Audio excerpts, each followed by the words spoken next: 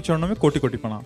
महाराज जी, आपने एकांतिक में एक बार ये कहा था कि पति जो भजन करता है उसका आधा भजन पत्नी को जाता है और पत्नी जो भजन करती है उसका भजन उसी को रहता है। तो महाराज जी, तब से मन बहुत विचलित है कि शादी करूं या ना करूं। मतलब ऐसे ही बहुत थोड़ा सा भजन होता है, उसमें भी आधा वो ले जाएगी तो मतलब गड़बड़ सा हो जाएगा।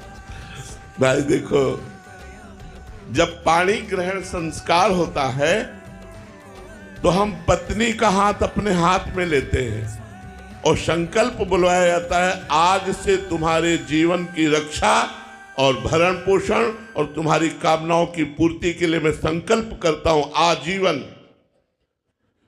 वो तुम्हारी अर्धांगिनी हुई, उसने तुम्हारा हाथ नहीं पकड़ा, तुमने उसका हाथ पकड़ा है। इसलिए धर्म हमारा क्या करता है कि पत्नी की जो दिनचर्या है वो पति की सेवकाई है। समझना, पत्नी का कर्तव्य नहीं कि सुबह से माला लेके बैठ गई है, पत्नी को ऑफिस जाना है, वो बोले जी हमारे जब 11 माला पूरा हो जाएंगे तो चाय बनाऊंगी, अब वो पति बेचारा भूखा ऑफिस जाए, वो माला काम नहीं करेगी। पत्नी का कर्तव्य है मन क्रम वचन एक ही धर्म एक व्रत नेमा, काय वचन मन पति पद प्रेमा।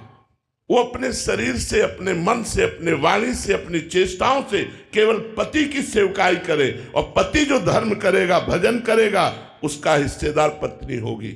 अगर पति मोक्ष पद के लिए कदम रख रहा है और पत्नी पति की सेवकाई में लगी हुई है तो वो केवल पति की सेवा से मोक्ष को प्राप्त हो जाएगी। पति सेवा पत्नी का परम धर्म है। अत्रि मुनि की केवल सेवा करती थी अनसुईया जी, और अत्रि मुनि ध्यानस्थ रहते थे।